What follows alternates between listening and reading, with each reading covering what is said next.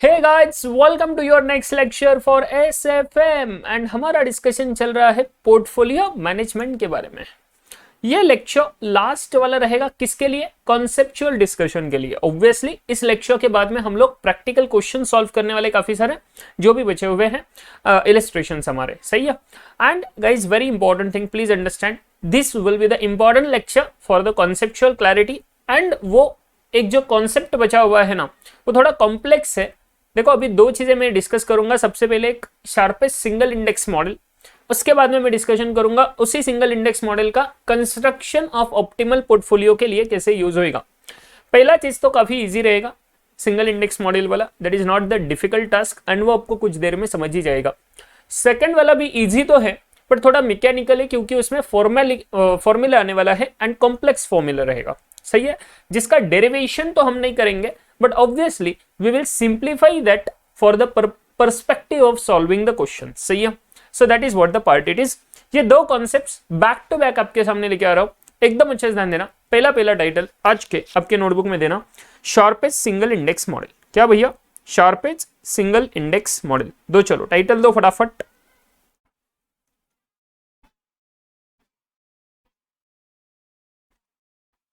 पूरा नाम लिखना तो पूरा नाम लिखना, William sharpest single index model.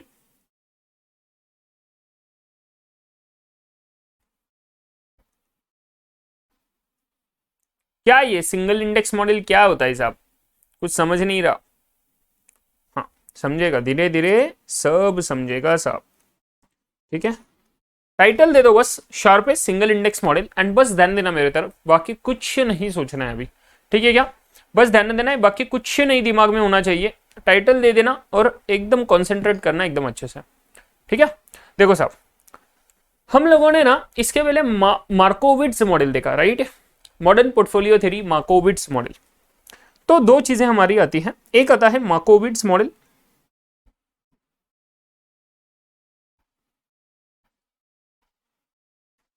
Markowitz model, and then आता है शार्पेस्ट मॉडल। शार्पेस्ट का कौन सा मॉडल? ये सिंगल इंडेक्स मॉडल। अभी क्या होता है देखना, शार्पेस्ट, शार्प्स बोलते हैं इसको, याद है ना आपको? प्रोनाउंसिएशन मैंने बताया था आपको सबसे पहले ही, शार्प्स सिंगल इंडेक्स मॉडल, ठीक है। देखना साहब, मार्कोविट्स मॉडल में हम लोग क्या करते थे, एक बेसिकली हमारा प्रिंसिपल क्या होता है, वो बेसिक प्रिंसिपल इन दोनों में सेम ही है। क्या है कि सर, कोई भी पोर्टफोलियो का रिस्क, अगर मैं बोलूं, पोर्टफोलियो की बात कर रहा हूं, तो दो चीजों की वजह से बना हुआ है, सिस्टमेटिक प्लस अनसिस्टमेटिक रिस्क। सही है क्या?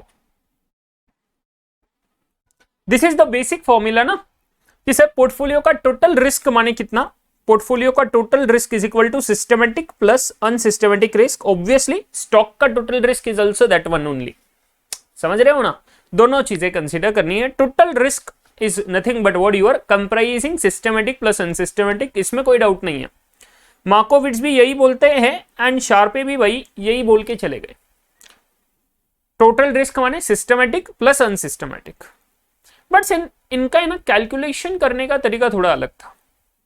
मार्कोविट्स मॉडल में हम लोगों ने क्या किया, हम लोगों ने टोटल रिस्क को पहले कैलकुलेट किया।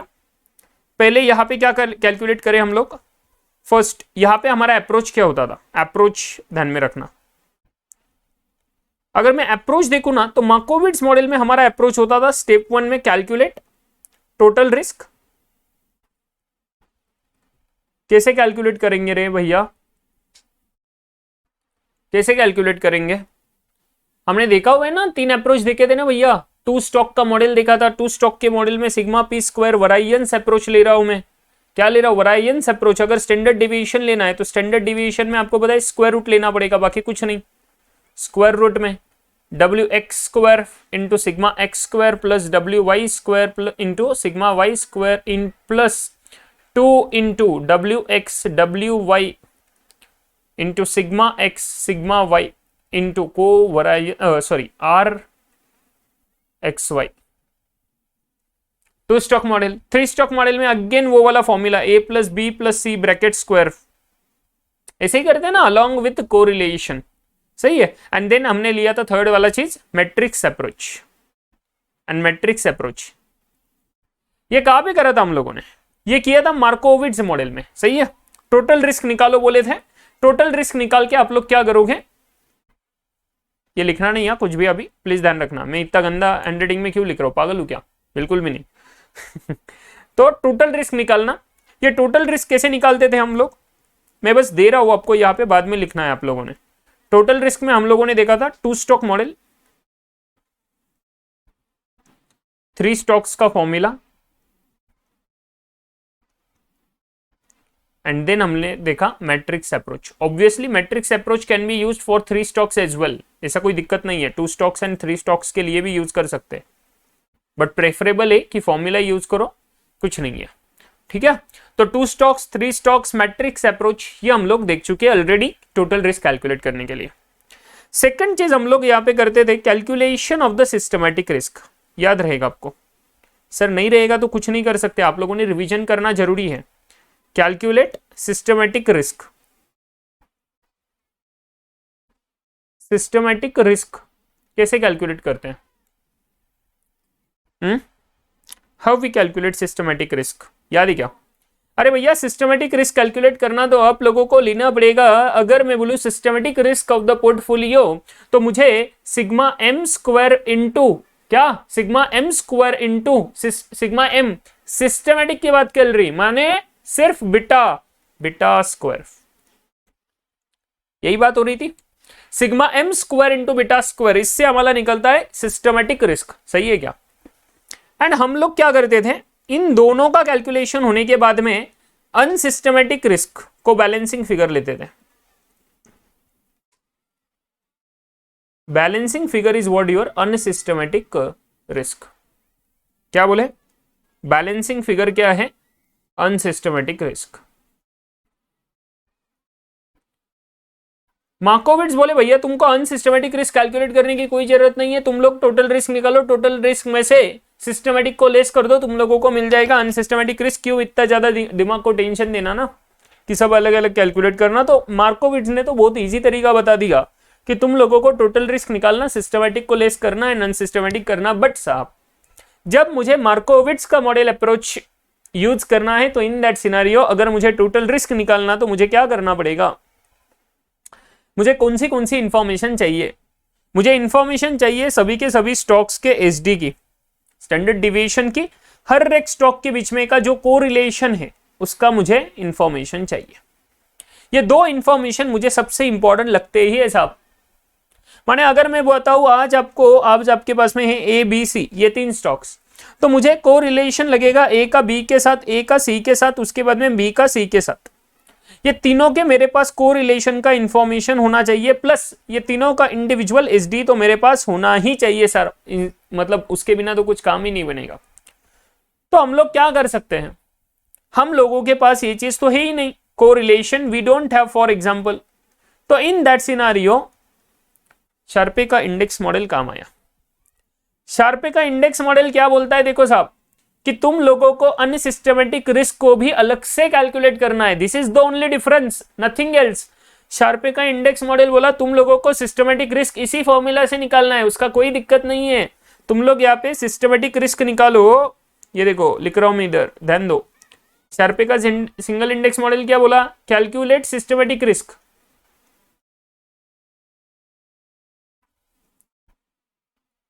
कैसे कैलकुलेट करेंगे साहब, सेम फॉर्मूला। अरे सर सेम फॉर्मूला माने कौन सा, अरे यहाँ पे देखा ना, sigma M square into beta square, square form में वेरिएंस अप्रोच, याद है क्या। एंड ये बोले कि साहब तुम लोग है ना कैलकुलेट, यही तो डिफरेंस है, unsystematic risk separately.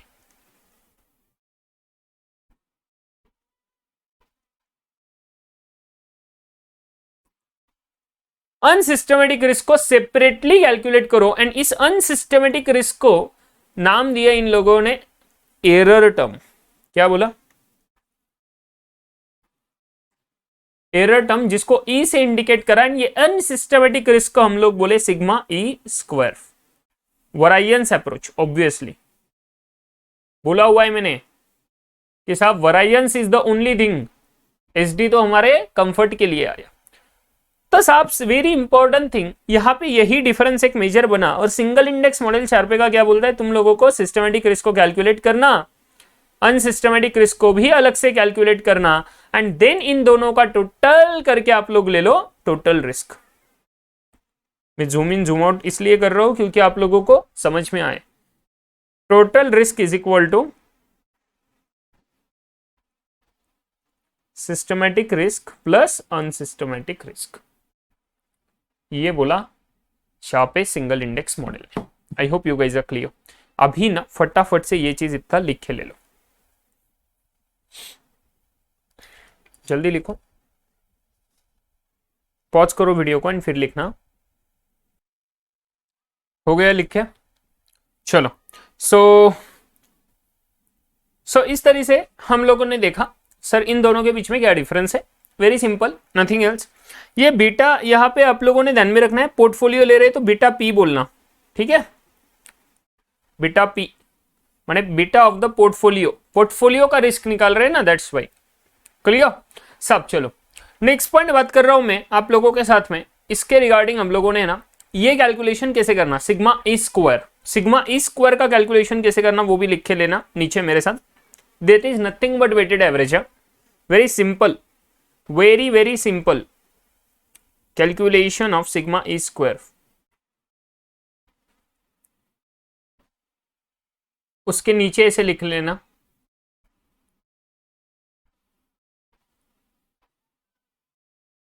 Unsystematic risk.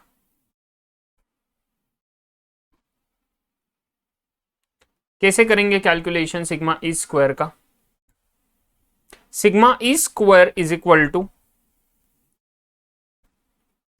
Sigma E one, please सब स्क्वायर के फॉर्म में, W1 square, sigma E2 square, W2 square, sigma E3 square, W3 square. Sir ये 1 2 3 क्या है, थोड़ा दिमाग लगा।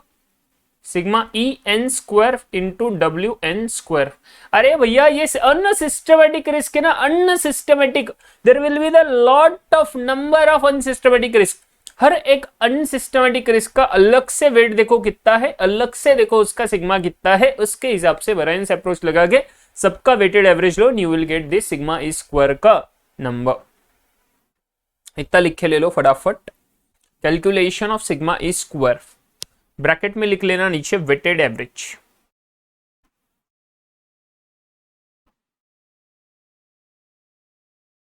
It's so simple. सर क्या बातें कर रही, कॉम्प्लेक्स आए ही नहीं अभी तक, कॉम्प्लेक्स अभी ऑप्टिमम पोर्टफोलियो के इसमें आएगा नेक्स्ट स्टेज में। ये तो यहाँ पे काफी इजी है। अब हम लोगों को है ना एक एग्जाम्पल करना है सॉल्व। एग्जाम्पल लिखोगे आप लोग मेरे साथ में, एग्जाम्पल लिखोगे, चलो फटाफट चलो लिखना मेरे साथ एग्जाम्पल, एक मेरे साथ एग्जाम्पल लिखना जरूरी है। आपके पास में कोई ऑप्शन नहीं है, चुपचाप से लिखना ही पड़ेगा, मतलब अगर आप लोगों को एग्जाम में पास करना होता है। A has portfolio having following features, सब चीजें दी हुई है, बच्चों जैसा एग्जाम्पल है, टेंशन मत लेना। सिक्योरिटी, कुछ 4 सिक्योरिटीज है हमारे पास में, उन सबका बीटा दिया हुआ है, सिक्योरिटी का बीटा दिया हुआ है, उन सबका रैंडम एरर दिया हुआ है, सभी के सभी स्टॉक्स का रैंडम एरर दिया हुआ है।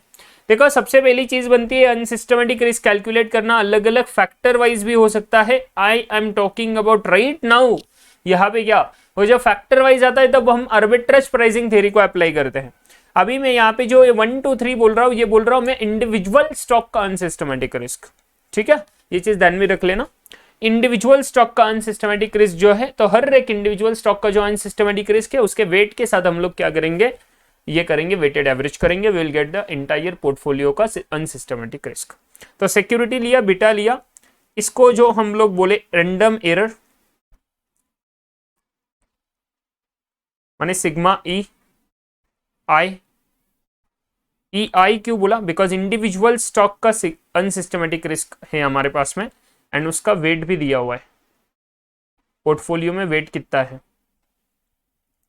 हमारे पास में। जो जो इंफॉर्मेशन है LMN के, उसका बीटा दिया है 1.6, 1.15, 1.4,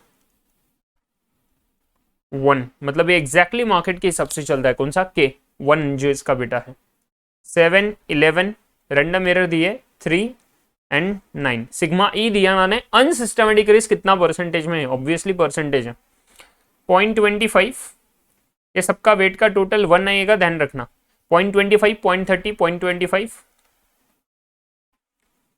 0.30, 0.25, 0.20, ठीक है। क्वेश्चन लिखे लो, you are required to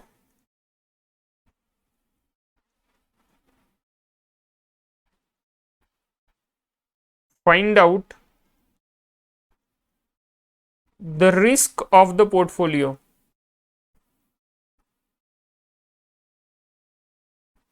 if the standard deviation of the market index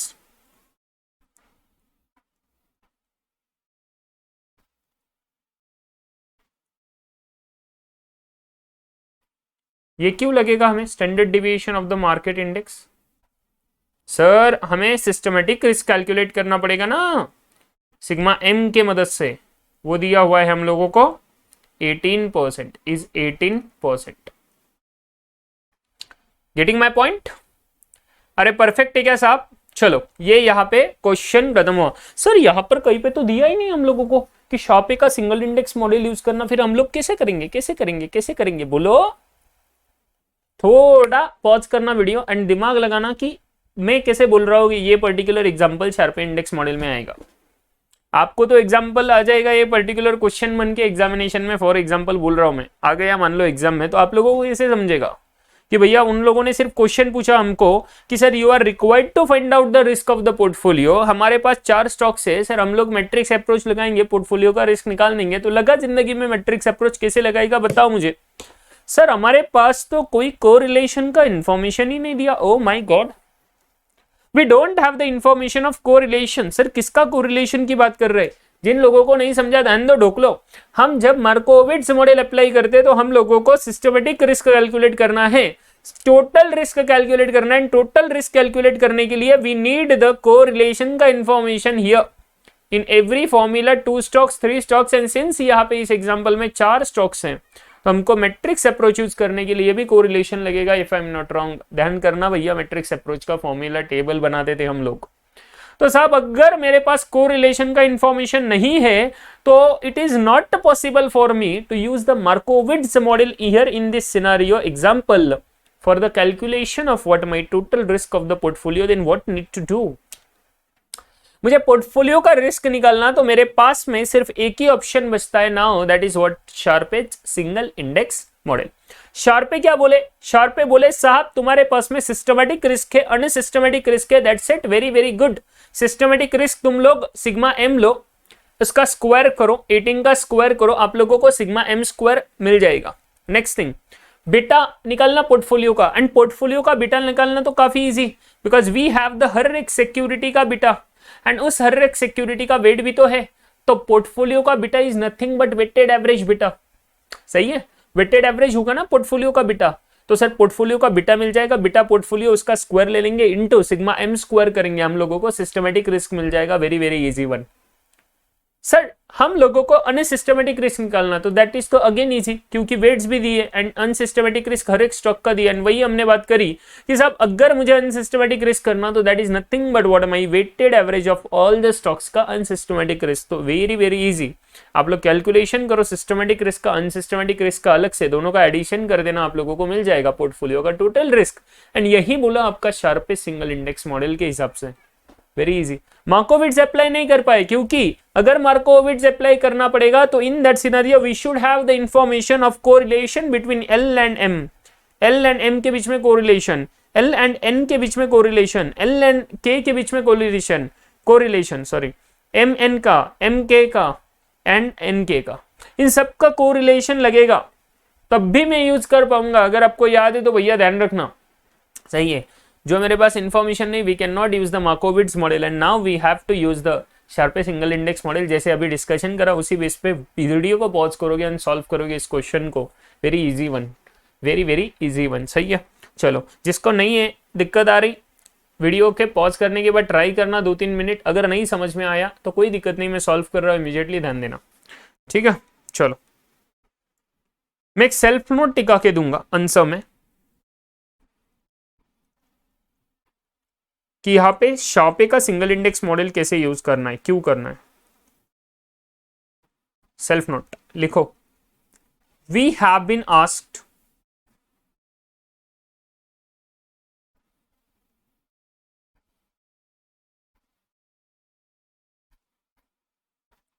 to calculate portfolio risk only, portfolio risk. We have two options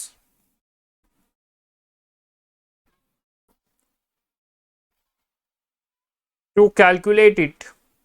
self note है, ऑब्वियसली एग्जाम में नहीं जाएगा, समझने के लिए कि क्यों शार्पे इंडेक्स मॉडल का यूज करना है, ये कैसे समझा हम लोगों को, वो लिख आगे दे रहा हूं। We have two options to calculate it, one dash करके Markowitz and Sharpe's single index model.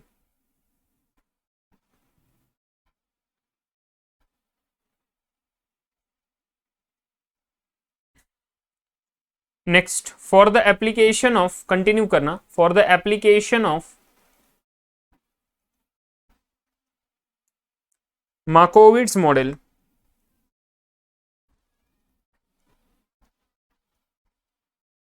Bracket में लिखना matrix approach dash, we need correlation information between all stocks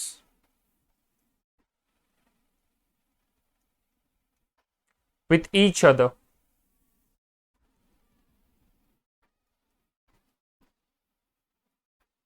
But we don't have that information.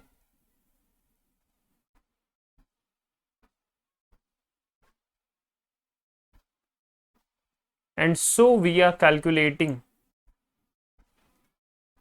We need to calculate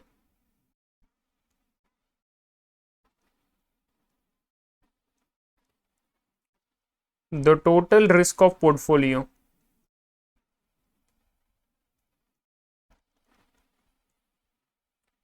using Sharpe's model in this example. Sir क्या possible है कि हमारे पास पूरा information और फिर दो हमारे पास ऑप्शन हो, हम मार्कोविट से भी निकाल सकते हैं, शार्पे के भी निकाल सकते हैं, और उस क्वेश्चन में क्या रहेगा फिर?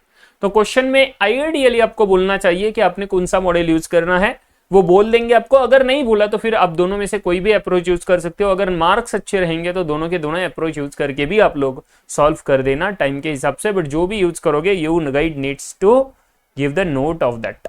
समझ रहे हो? ज्यादा डिफरेंस नहीं आएगा दोनों में, सो टेंशन मत लेना, ठीक है।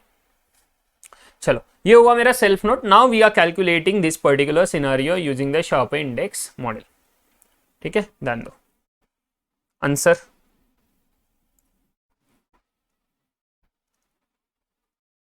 Main answer, calculation of systematic risk, पहला number.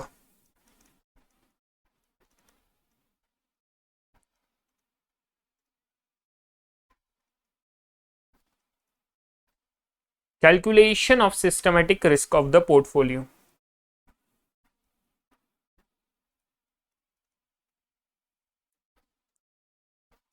Systematic risk is equal to sigma M square into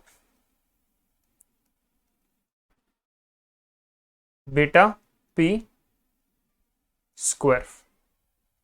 ठीक है, sigma M square we know, beta P अपने को नहीं पता, सो बीटा पी कैलकुलेशन करना पड़ेगा सबसे पहले। तो हम लोग है ना यहाँ पे सेकंड नंबर बोल देंगे, थोड़ी जगह छोड़ के, calculation of beta P portfolio beta.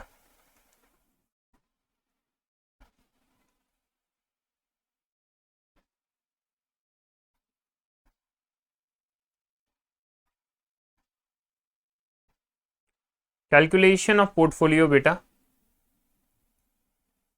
Portfolio beta का कैलकुलेशन कैसे करेंगे? This will be nothing but the weighted average. Beta portfolio is equal to weighted average, so beta in L into weight of L plus beta M L M ना, हाँ, into weight of M. क्या पूछ रहा हूं मैं आपको? L M N O ऐसे ही था ना वो ऊपर stocks, L M N K है, sorry, beta N into weight of N plus beta K into weight of K. ठीक है, सो इस हिसाब से अगर हम लोग देखें तो ऊपर का कैलकुलेशन फटाफट से ले लो। 1.6, 1.5, 1.4, 25, 30, 25, 1.6, 0.25, 1.5, 1.15, 1.4,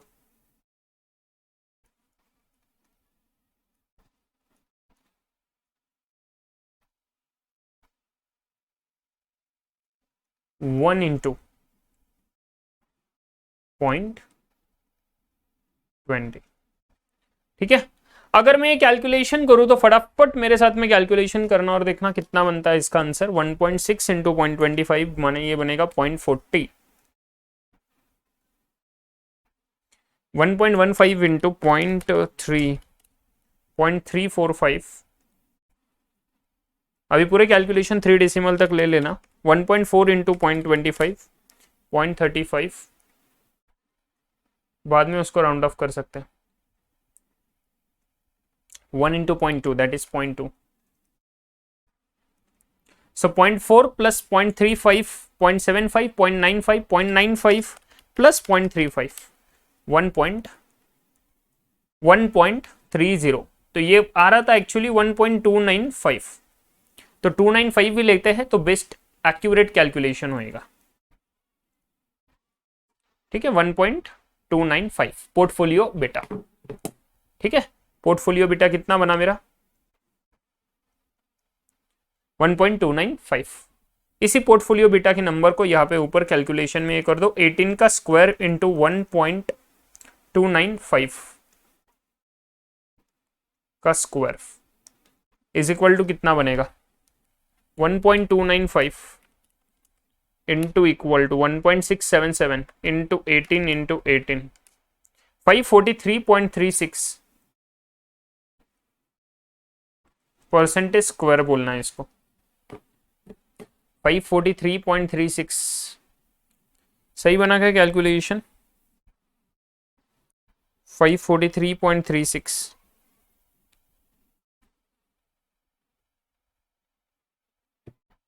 ठीक है क्या? Systematic risk. उसके बाद में सेकंड कैलकुलेशन, थर्ड नंबर का कैलकुलेशन बनेगा कैलकुलेशन ऑफ अनसिस्टमेटिक रिस्क अलग से।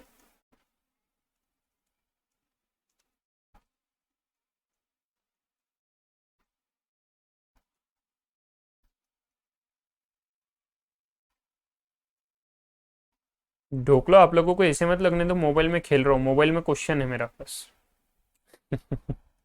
वही से मैं दे रहा हूँ ये आपको एग्जांपल, मेरे पास अभी वो हार्ड कॉपी नहीं है इसलिए। ठीक है, नहीं तो बोलेंगे सर क्या लेक्चर के टाइम मोबाइल खेल रहे हो, ऐसा थोड़ी ना होता है। हाँ, हम लोग खेले तो नहीं चलता, आप खेले तो चलता। से नहीं करना, सिग्मा ई स्क्वायर, पूरा वरायंस अप्रोच है, ढोक लो please. Again weighted average, sigma E L square into W L square plus sigma E M square into W M square plus sigma E N square into W N square plus sigma E K square into W K square. सालो साहब हो गया मेरा काम। 7 11 39, 7 11 39।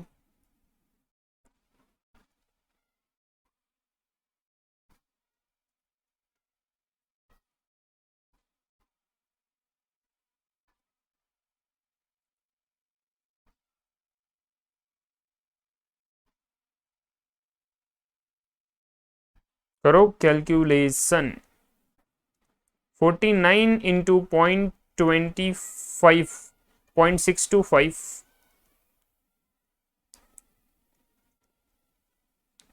करो साहब, plus 121 into, क्या हो रहा मेरे साथ, 121 इंटू 0.3 स्क्वायर माने 0.90, 0.09, इधर 0.25 का 0.0625, ये गलत हो गया मेरा, इसीलिए मैंने चेक कर लिया। 9 इंटू 0.0625 प्लस 81 इंटू 0.2 का 0.04 आएगा, ठीक है।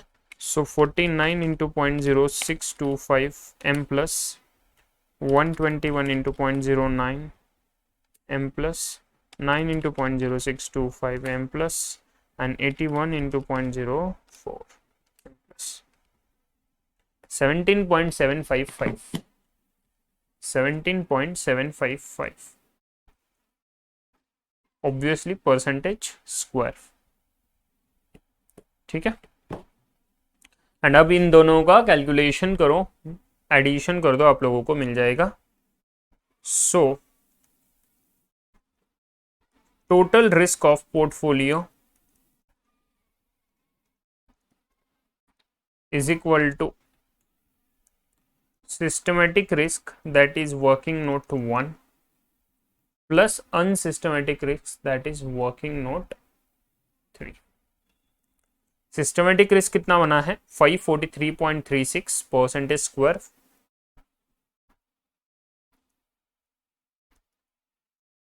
एंड यहाँ पे 17.755 परसेंटेज स्क्वायर, 543.36।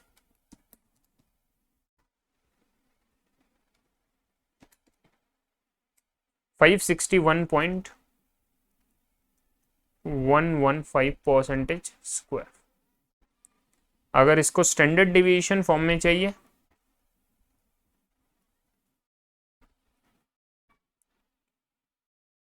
ये हुआ variance approach. Answer should be done over here ideally. अगर आपको स्टैंडर्ड डिवीजन अप्रोच से चाहिए तो इसका स्क्वायर रूट ले लोगे 23.68, square root of 561.115 is equal to 23.69 percentage. Round off किया हुआ up to 2 decimal 23.69 percentage. Are you guys getting my point? इतना है पोर्टफोलियो का रिस्क, ठीक है। आई होप आपका हो गया होगा सॉल्व करके। That's it, example done. कुछ नहीं, काफी इजी था ये। क्या था, अनसिस्टमेटिक रिस्क में वेटेड एवरेज लो, सिस्टमेटिक रिस्क तो beta P square into sigma M square, that's it. दोनों का एडिशन करो, आपका एग्जाम्पल का आंसर डन। काफी इजी, बस कैलकुलेशन में टाइम लगता, बाकी कुछ नहीं है, ठीक है। So this example is done of Sharpe single index model. Next title देना। अभी ये थोड़ा कॉम्प्लेक्स पार्ट एकदम अच्छे से ध्यान रखना, लिखा के देने वाला हूं सबसे पहले, इसलिए टेंशन नहीं लेना। टाइटल देना Sharpe's single index model from optimum portfolio construction, portfolio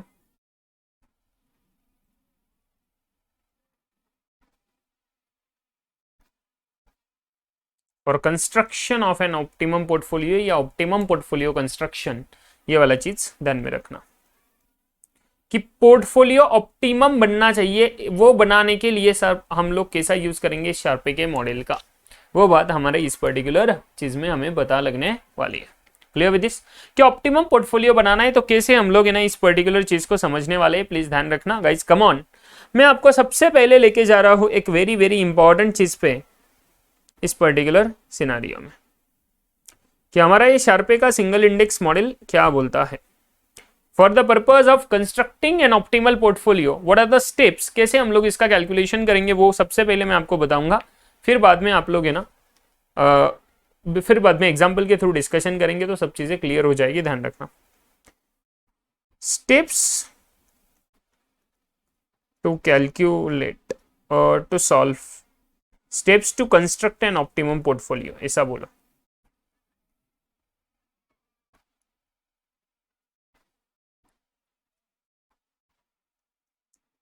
या आप लोगों को एग्जाम ओरिएंटेड लिखना है तो steps to solve the question using this particular concept. ये कॉन्सेप्ट का क्वेश्चन कैसे सॉल्व करेंगे वो लोग हम देख रहे हैं, वो चीज हम देख रहे हैं यहाँ पे।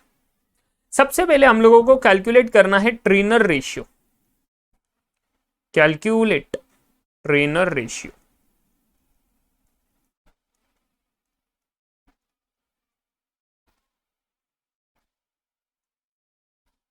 कैलकुलेट करो Treynor ratio of each individual stock, of each stock of the portfolio. Treynor ratio कैसे कैलकुलेट करते हैं? ट्रेनर रेशियो माने समझता है ना,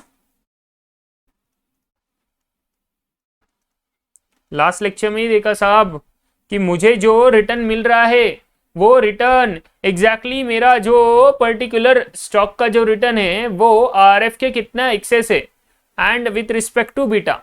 तो sir R I minus R F divided by beta I, समझे, इंटू 100। ऑब्वियसली इंटू 100 कर सकते हो आप लोग, आपकी मर्जी है, करना तो करो नहीं तो नको करो। एक्सेस रिटर्न निकाला हम लोगों ने are I minus R F divided by beta आए तो हम लोगों को मिल जाएगा ट्रेनर रेशियो। ट्रेनर रेशियो सबसे पहले कैलकुलेट कर लो, इसको बोला जाता है ट्रेनर रेशियो को ही एक्सेस रिटर्न टू बीटा।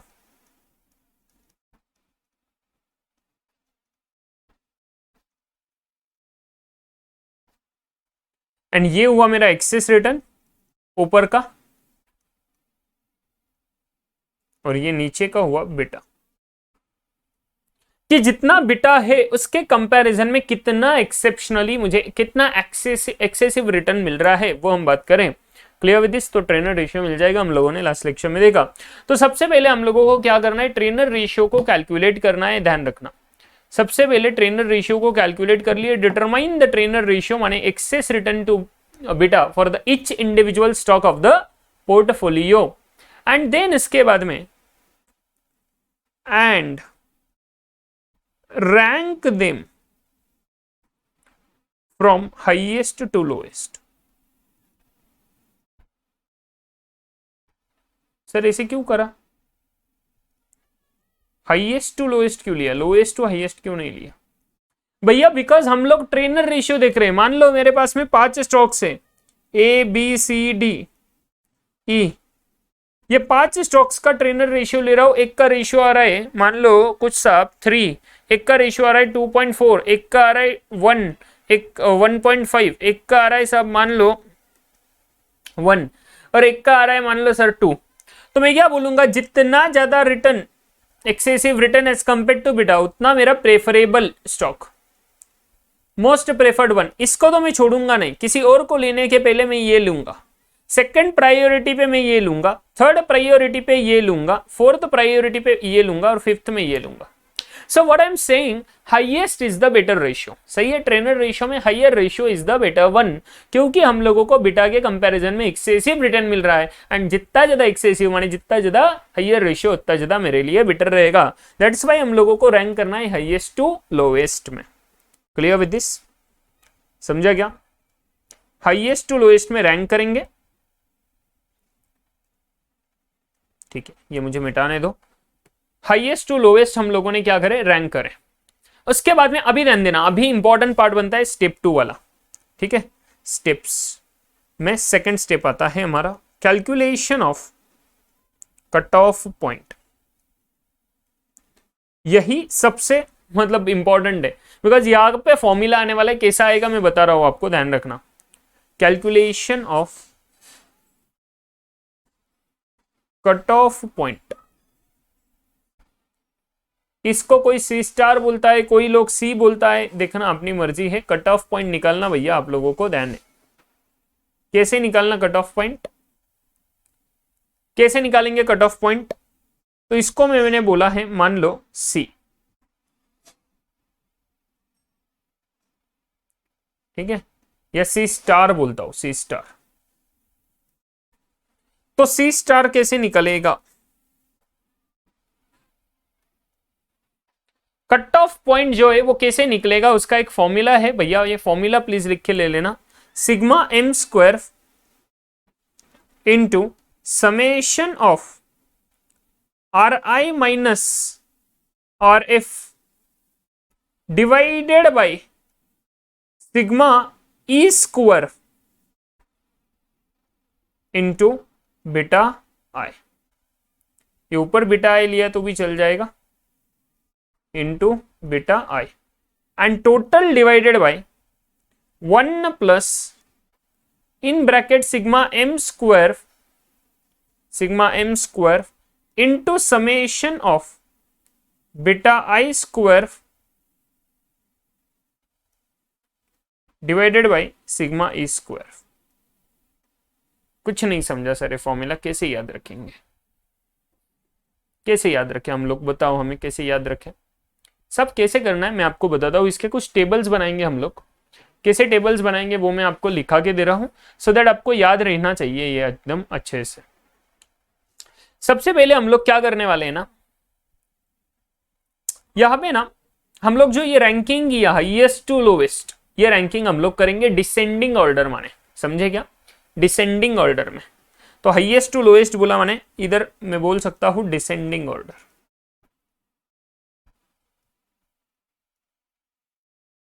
ठीक है। अभी ध्यान दो, मैं क्या करूंगा, ये कट ऑफ पॉइंट में कैलकुलेशन करने के लिए we need to have this columns.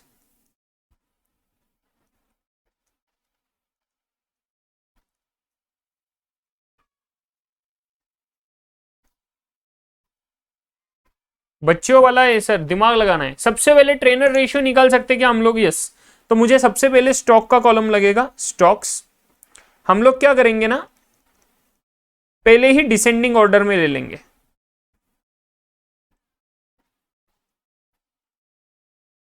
Because हम लोगों ने कैलकुलेशन कर लिया ना ट्रेनर रेशियो के हिसाब से। तो स्टॉक्स लेंगे डिसेंडिंग ऑर्डर में। सेकंड मेरा बनेगा, प्लीज अच्छे से ध्यान देना, ये कॉलम बोल रहा हूं, ट्रेनर रेशियो। ये आपको पता है ट्रेनर रेशियो कैसे निकलता है,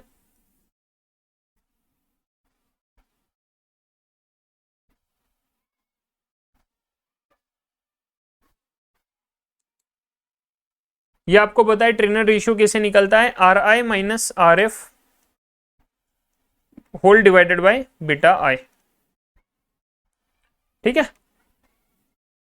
ट्रेनर रेशियो निकला मतलब हमारा इस पर्टिकुलर क्वेश्चन में से इतना जो पार्ट है, सॉरी ये जो पार्ट है ये वाला ऑलमोस्ट सर खत्म होने को आएगा। यहां पे मैं बीटा आई आता है, मुझे चाहिए नीचे बीटा आई, मुझे क्या चाहिए, नीचे चाहिए बीटा आई। तो मैं क्या करूंगा, बीटा आई से डबल मल्टीप्लाई करूंगा और सिग्मा इस स्क्वायर से नीचे लूंगा। तो मैं नेक्स्ट कॉलम मेरा बनेगा बीटा आई स्क्वायर, जो मेरे पास बीटा है ना इंडिविजुअल स्टॉक का, उसका स्क्वायर करके उसका जो अनसिस्टमेटिक रिस्क है उसका भी स्क्वायर ले लूंगा डिवाइड में। सो ये वाला कैलकुलेशन मुझे क्या करेगा, ध्यान रखना थोड़ा। अगर मैं इन दोनों को मल्टीप्लीकेशन कर दूं, कौन से दोनों को, इन दोनों को, इन दोनों को मल्टीप्लीकेशन कर दूं तो देखो क्या बनेगा, are I minus R F divided by beta I into beta I square divided by sigma E square. तो क्या होगा, ये बीटा आई कैंसिल, इधर बचा beta I and divided by sigma E square. देखो ये वाला चीज कौन सा, ये जो चाहिए था हमें, R I minus R F ये मिला इधर, divided by sigma E square आया and into beta I. Clear? So that's why ये दो कॉलम काफी इंपॉर्टेंट है और इसका हम लोगों को समेशन चाहिए। तो ध्यान रखना, हम लोग क्या करेंगे नेक्स्ट कॉलम में, हम नेक्स्ट कॉलम में इन दोनों का मल्टीप्लीकेशन कर देंगे। सही है, इन नेक्स्ट कॉलम में हम लोग क्या कर देंगे, इस दोनों का मल्टीप्लीकेशन कर देंगे या क्यूमुलेटिव ले लेंगे दोनों का। ठीक है, क्लियर विद दिस? तो हम लोग नेक्स्ट कॉलम बना रहे, कॉलम नंबर ये जो दे रहे हैं हम लोग, कॉलम नंबर दे दो इसको 1 2 3। ठीक है, एंड देन फोर्थ कॉलम जो बनेगा वो बनेगा कॉलम नंबर 2 इंटू 3 वाला। ठीक है, कॉलम नंबर 2 इंटू 3 का ये बनेगा फोर्थ कॉलम। उसके बाद में इसका cumulative of column 4, fifth column जो है वो क्यूमुलेटिव ऑफ कॉलम 4। क्यूमुलेटिव माने क्या, क्यूमुलेटिव मतलब टोटल लेते जाना है।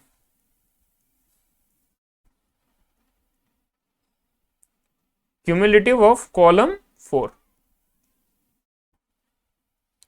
इसका क्यूमुलेटिव ले लिया तो हम लोगों को ये पहला वाला कैलकुलेशन इधर मिल जाएगा। उसके बाद में हम लोगों को क्या मिलेगा वो एक बार और देख लेना, हम लोगों को इसका एक टोटल मिल जाएगा इधर, तो उसके हिसाब से हम लोगों को ये नीचे वाला चीज मिलने वाला है, summation of beta I square divided by sigma E square. उसका समेशन ले लेंगे, वो चीज मिल जाएगा। सिग्मा एम का स्क्वायर तो ऑलरेडी हमारे पास रहेगा, तो डिनोमिनेटर में कुछ नहीं बचा। ऊपर जो आया उसमें से इसका क्यूमुलेटिव जो आएगा, ये लास्ट वाला जो क्यूमुलेटिव आएगा वो मेरा नंबर यहाँ पे इतना मिल जाने वाला है, सिग्मा एम स्क्वायर रहेगा हमारे पास, तो कोई दिक्कत ही नहीं है।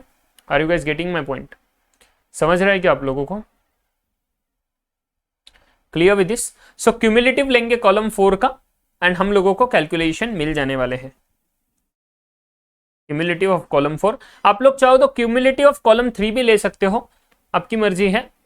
ठीक है, एंड फिर उस हिसाब से हम लोगों को है ना सी आई निकालना पड़ेगा। एक मिनट रुको, यहाँ पे मैं बोलता हूं सी आई निकालना पड़ेगा, सी आई। ठीक है, पहले सी आई निकालना पड़ेगा हम लोगों को ईच इंडिविजुअल स्टॉक का, ऐसा कैलकुलेशन करके। तो मैं ऐसा करता हूं, क्यूमुलेटिव ऑफ कॉलम 3 भी ले लेता हूं, तो इधर ही ना सब कैलकुलेशन हो जाएंगे। तो ये बना मेरा कॉलम नंबर 6 एंड इसके बाद में ये जो आया यहाँ पे फाइनल नंबर्स कौन सा बनेगा, क्यूमुलेटिव ऑफ कॉलम 3 में हम लोगों को ये नीचे वाला चीज मिलने वाला है। उसके बाद में क्यूमुलेटिव ऑफ कॉलम 4 में हम लोगों को ये ऊपर वाला चीज मिलने वाला है हर एक स्टॉक का, एंड इसके बाद में सिर्फ सिग्मा एम स्क्वायर करना है।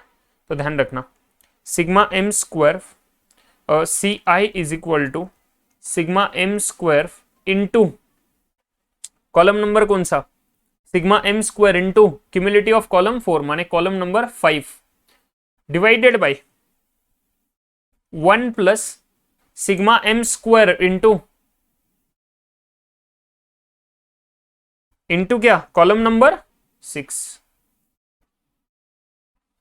ठीक है, सो इस हिसाब से हम लोगों को है ना ये सी आई का वैल्यू मिल जाएगा, कट ऑफ पॉइंट्स मिल जाएंगे हम लोगों को, एंड ये बना मेरा column number 7।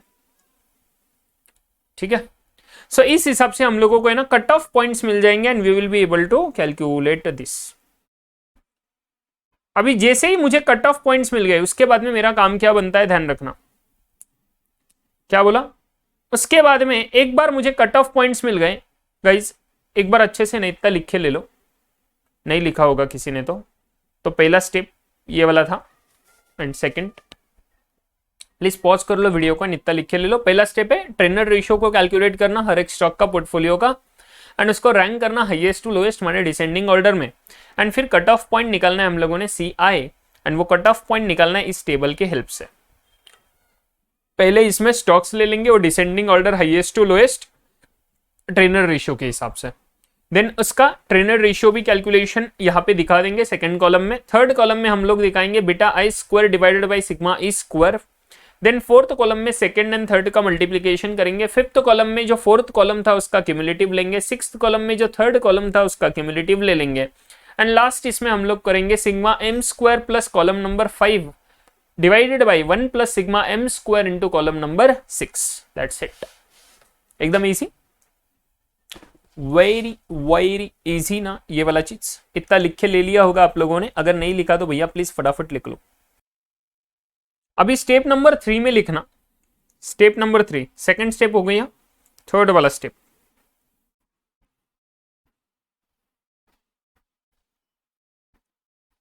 Select the optimal cut off point.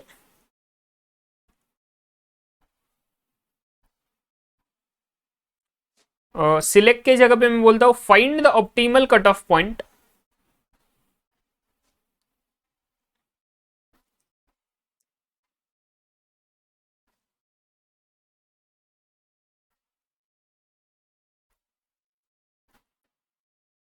इसको हम लोग बोलेंगे सी स्टार। ठीक है, तब सी स्टार नहीं बोलना चाहिए था, सी बोल देना चाहिए था इमीडिएटली। तो मतलब 1 बाई 1 स्टेप जाएंगे, नहीं तो वो खिचड़ी हो जाती सेकंड एंड थर्ड को अलग अलग नहीं रखते तो। Find the optimal cut off point. ये ऑप्टिमल कट ऑफ पॉइंट क्या रहता है?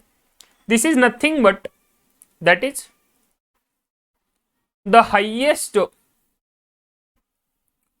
CI in column 7 above।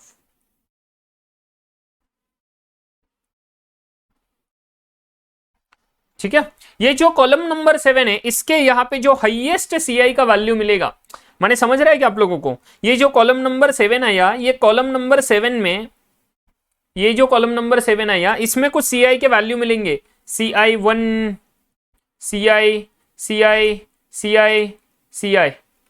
And अभी देखो साहब ये जो CI मिला, मानो ये है पूरा हाईएस्ट सब में। इधर भी रह सकता, नहीं तो इधर भी रह सकता, किधर भी रह सकता है। हाईएस्ट, सबसे हाईएस्ट वैल्यू, हाईएस्ट वैल्यू ये वाला। क्या करना है? Select up to this particular stocks. इतने स्टॉक्स को सिलेक्ट करो बस, स्टार्टिंग से up to the highest value including the highest value. So क्या करना है हम लोगों ने? Select this particular stocks. इतने स्टॉक्स को सिलेक्ट द स्टॉक्स। किसके लिए सिलेक्शन कर रहे हैं सर? ये पोर्टफोलियो के लिए बोल रहा हूं, प्लीज ध्यान रखना। Select the stocks for the portfolio. Yes, तो सिलेक्ट द स्टॉक्स एंड ये नीचे वाले जो भी रहेंगे ना, इग्नोर दिस। ठीक है, कौन से सिलेक्ट करने? Up to highest value, up to highest value including highest value वाला। ठीक है, सो ये हुआ find the optimal cut off point and select all the stocks up to and including the stock of optimal cutoff point।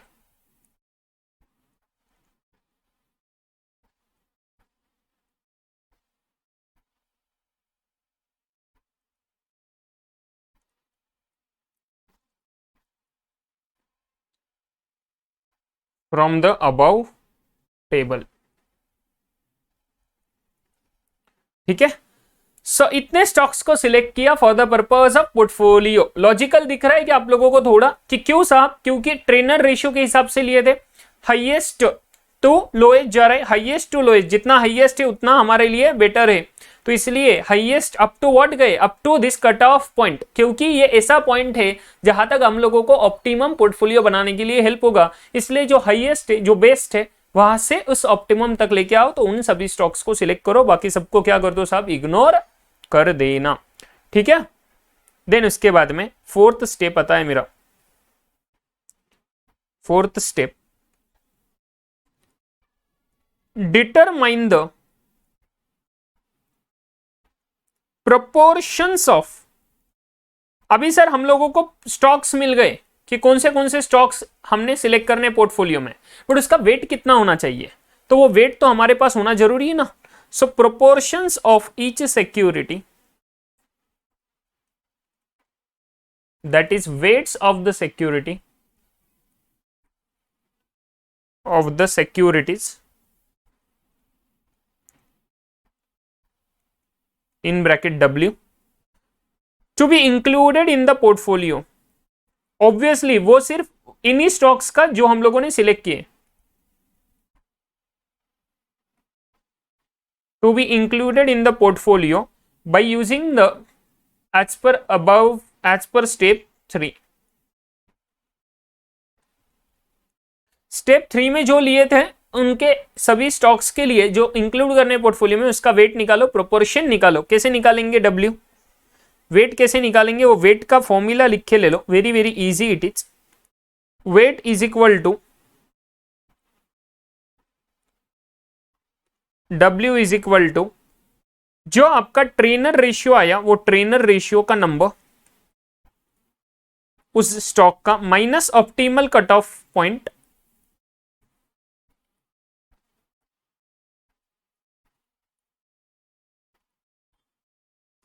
Into beta I divided by sigma E square.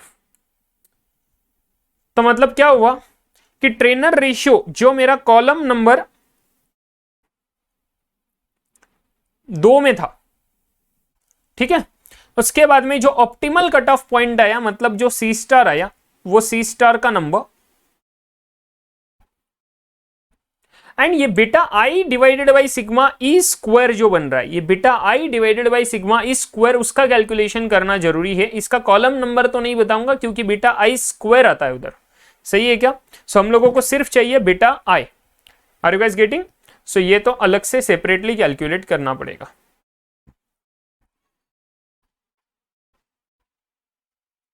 ठीक है। सो इस हिसाब से आप लोगों को कैलकुलेशंस मिलने वाले वेट का, एंड ये वेट फिर आप लोगों को क्या करना पड़ेगा, ये असाइन करना पड़ेगा। एंड इस बाद में हम लोग क्या करेंगे अभी, वेरी इंपॉर्टेंट, इसमें लास्ट स्टेप, इसमें एक दिक्कत आएगा प्रैक्टिकली। क्या दिक्कत आएगा वो क्वेश्चन सॉल्व करेंगे तब पता लगेगा आपको कि सबके वेट का टोटल 1 नहीं रहेगा, तो इस प्रोपोर्शन को कन्वर्ट करना पड़ेगा जिससे सबका टोटल बन जाए 100%। Convert the proportions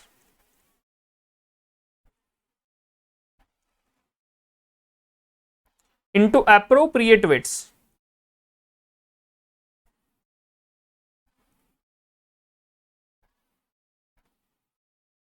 such that the aggregate of all such weights should be 100%। ठीक है, वेरी इजी, कोई शंका कोई सवाल कोई दिक्कत कुछ नहीं होना चाहिए, एकदम एकदम एकदम इजी है, ज्यादा कुछ नहीं है इसमें।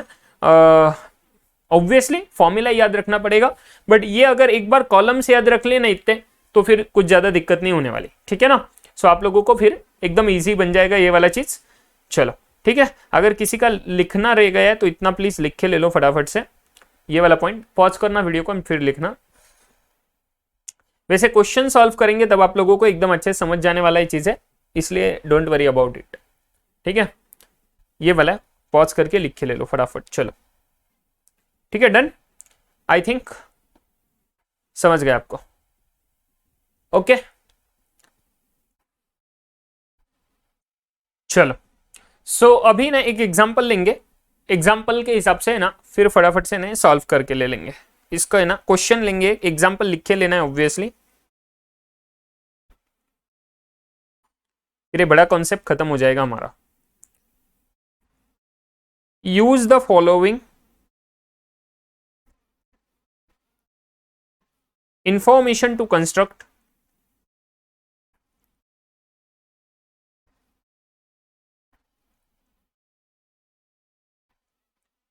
an optimum portfolio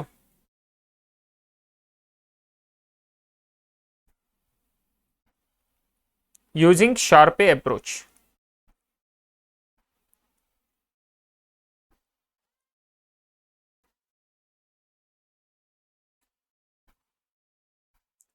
कुछ इंफॉर्मेशन दिया है आपके पास में स्टॉक्स, उसका बीटा दिया है, उसका सिग्मा ई स्क्वायर दिया है, सिग्मा ई स्क्वायर दिया है, मतलब अनसिस्टमैटिक रिस्क वराइंस के फॉर्मेट में, एंड एक्सपेक्टेड रिटर्न दिया है। ठीक है, क्या क्या दिया है देखना, A B C D, 4 stocks का इंफॉर्मेशन है, ए बी सी डी। इसका बीटा है 2.2, 0.8, 1.5, 2। उसके बाद में इसका अनसिस्टमेटिक रिस्क है 49, ऑब्वियसली परसेंटेज स्क्वायर है, 25, 64 एंड 81। इसके बाद में 24% एक्सपेक्टेड रिटर्न है, ये परसेंटेज स्क्वायर में आने वाला है, ये परसेंटेज में आने वाला है, सो इसका है 24%। बस नंबर लेता हूँ 11, 18 एंड 20। ठीक है, हमारे पास में 2 चीजें और दी हुई है इसके अलावा, आर एफ दिया हुआ है हमारे पास, रिस्क फ्री रेट है 6%, and sigma M square market का वरायंस दिया हुआ है 144, ऑब्वियसली परसेंटेज स्क्वायर में। ठीक है, सो इतना इंफॉर्मेशन है हमारे पास अवेलेबल। हम लोगों को ऑप्टिमम पोर्टफोलियो करना है, कैलकुलेट कंस्ट्रक्ट करना है यूजिंग द शार्पे अप्रोच। तो हम लोग क्या करेंगे, फटाफट से ये स्टेप्स लगाएंगे, उस हिसाब से हम लोग क्या करने वाले, कैलकुलेशन करने वाले हैं। सो हम लोग सबसे पहला स्टेप लगाएंगे, calculation of the Treynor ratio of all the stocks. चल सबसे पहले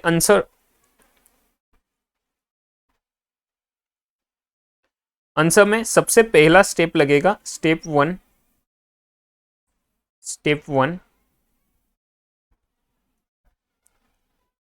calculation of trainer ratio.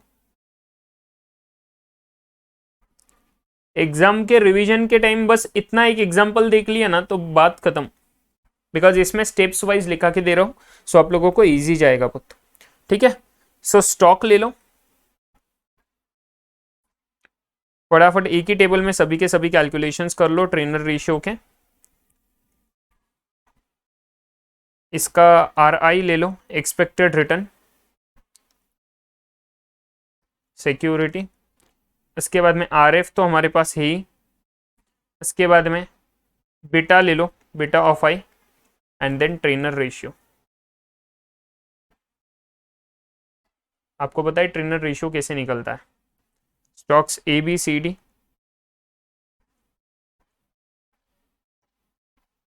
Returns दिए हुए इसके 24, 11, 18, 20।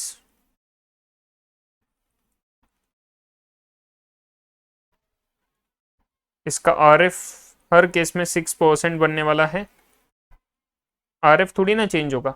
Beta 2.2, 0.8, 1.5 and 2। Trainer ratio 24 minus 6, 18, 18/2.2, माने ये जो कैलकुलेशन बनेगा हमारा कॉलम नंबर 2, 1, 3, 4, तो 2 माइनस 3 डिवाइडेड बाई 4, ऐसा हमारा कैलकुलेशन बनेगा। ठीक है, सो 18/2.2 ये आपका बनेगा 8.18।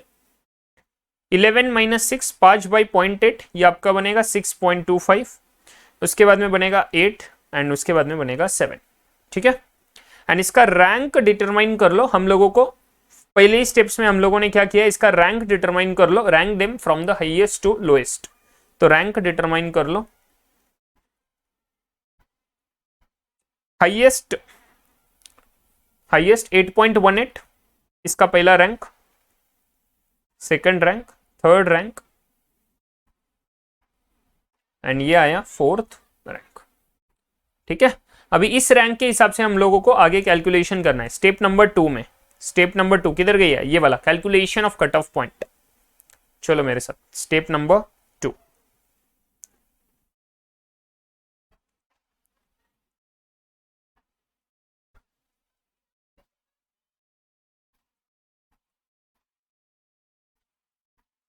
CI cut off points. ठीक है, स्टॉक्स जो भी लेंगे वो क्या लेंगे, असेंडिंग डिसेंडिंग ऑर्डर में, ठीक है। सो हम लोगों का ऑर्डर क्या है अभी, 1 2 3 4 के हिसाब से, 1 2 3 4 के हिसाब से A C D B, A C D B. So इस हिसाब से लेना, A C D and then B आएगा, ठीक है, A C D and B, ठीक है। सो स्टॉक्स ले लिए, ऊपर के जो कैलकुलेशंस हो रहे उसी हिसाब से जाना। Treynor ratio then beta I square divided by sigma E square. याद करना क्या क्या बनता है, Treynor ratio then beta I square divided by sigma E square, then ये जो कॉलम्स है इसका टोटल मल्टीप्लीकेशन 2 एंड 3 का, कॉलम नंबर 2 एंड 3 का मल्टीप्लीकेशन। तो ये 1 2 3 4, देन हमारा होने वाला है 5th नंबर में क्यूमुलेटिव ऑफ कॉलम नंबर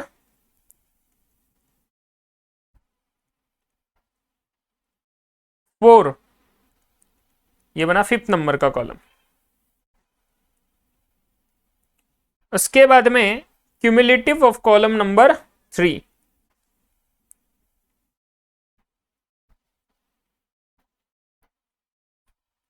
ठीक है। एंड देन हमारा आएगा कैलकुलेशन ऑफ सी आई।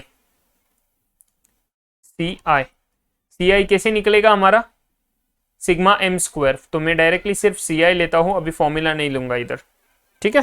सो हम लोगों का ट्रेनर रेशियो क्या क्या निकला है, 1 2 3 4, ये ऑर्डर में गड़बड़ मत करना है, 8.18 8 7 एंड 6.25, 8.18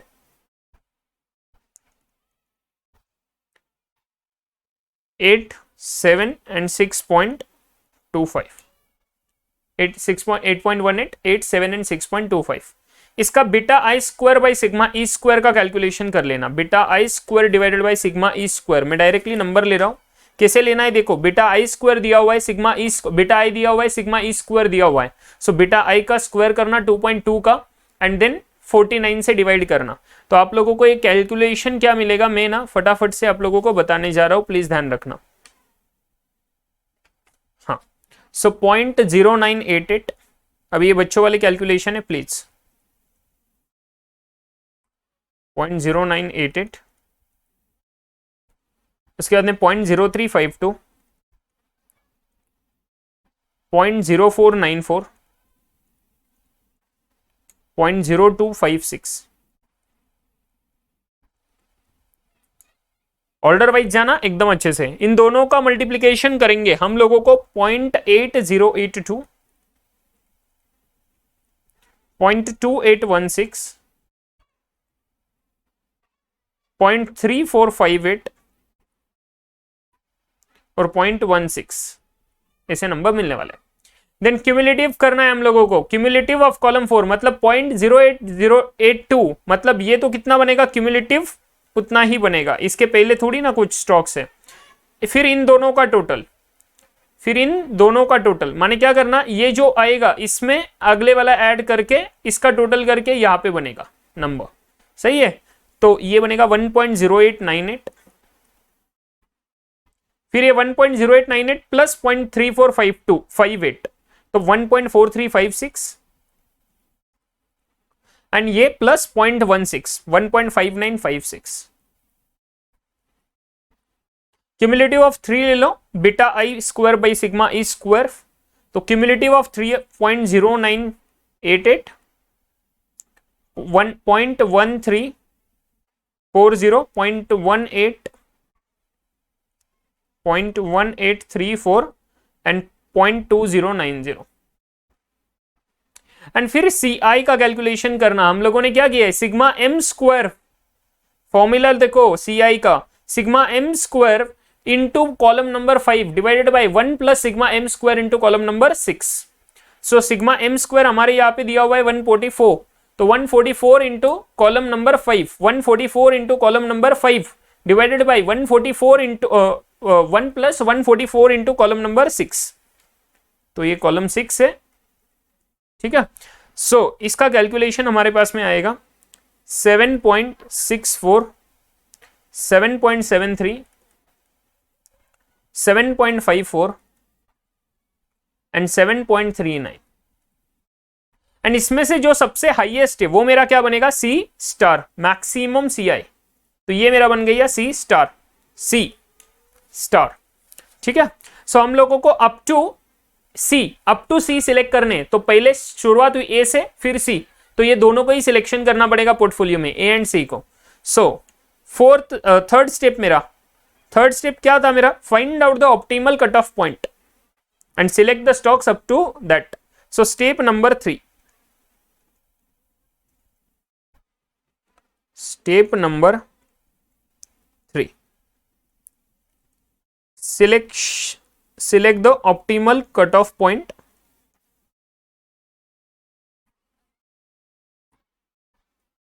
उसको सी स्टार बोला हम लोगों ने, C star, and select stocks up to that.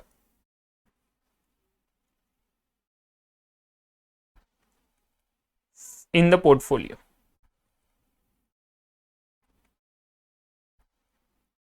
ये एग्जाम में ऐसे स्टेप्स लिखने की जरूरत नहीं है, सिर्फ टाइटल दे देना ऑप्टिमल कट ऑफ पॉइंट वगैरह ऐसा। So optimal cut off point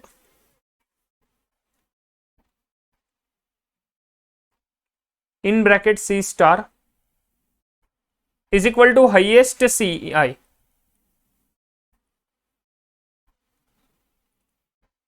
that is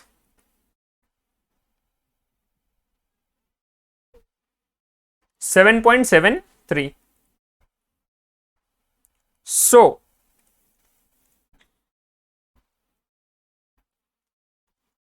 stocks selected in the portfolio are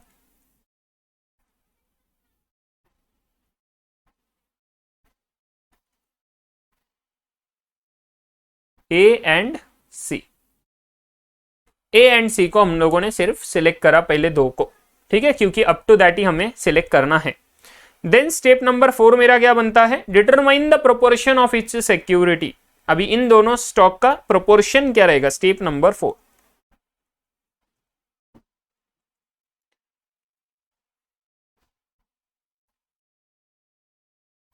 determine the weights. So weights कैसे निकालेंगे हम लोग, वेट इज इक्वल टू, ऊपर जाओ फॉर्मूला में, Treynor ratio minus C star into beta I, Treynor ratio minus C star into beta I divided by sigma E square, sigma E I square obviously. ठीक है। सो इसका दोनों stocks का ही लेना पड़ेगा, ए का एंड सी का। सो ए का कितना बनेगा, stock A weight is equal to, Treynor ratio कितना है ए का, ए का Treynor ratio 8.18 minus 7.73, 8.18 minus 7.73 into beta कितना है, बीटा कितना है, ए का बीटा कितना है, किधर गया, ए का बीटा है 2.2 and sigma E square, E square कितना है 49, 2.2 बाई 49, 2.2 बाई 49। ये ऑब्वियसली पूरा की पूरा ब्रैकेट में लेना जरूरी है, ये तो कैलकुलेशन गलत हो जाएगा। तो स्टॉक ए का मेरा वेट बन जाएगा 0.0202, स्टॉक सी का, ए एंड सी को सिलेक्ट करना है। सो इसका वेट लेना पड़ेगा मुझे, इसका मुझे नंबर मिलेगा, एक्चुअली इसको वेट नहीं बोल सकते, एडजस्टेड वेट नहीं बोल, हमें फाइनल स्टेप 5 में पूरा कैलकुलेशन करना है प्रॉपर। ये मेरा मिल जाएगा, ट्रेनर रेशियो कितना आता है इसका 8 माइनस 7.73 इंटू इसका बेटा कितना था 0.8 divided by 11, 0.8 divided by 64, 0.8 divided by 64, नहीं सॉरी, हाँ 0.8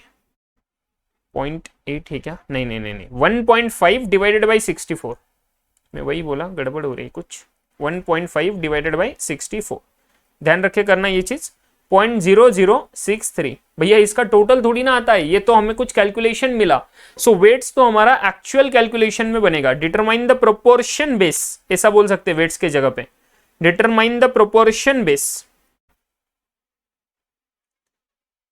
डिटरमाइन द प्रोपोर्शन बेस। तो ये हमें मिला प्रोपोर्शन बेस। इसको एक्चुअली अगर बोलूं तो ZI बोला जाता है प्रैक्टिकल लाइफ में। ये ऊपर उतना ऐड कर लेना ZI, ठीक है। And step 5, calculation of final weights. तो ये तो काफी इजी है। वेट्स कैसे कैलकुलेट करेंगे? 0.0202, तो स्टॉक ले लो, टेबल बनाएंगे एक छोटा, उसका ZI,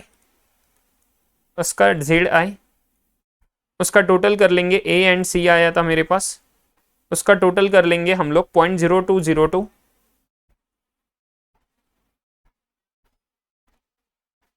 0.006 थे, इसका टोटल बन जाएगा 0.0265। उसके बाद में वेट्स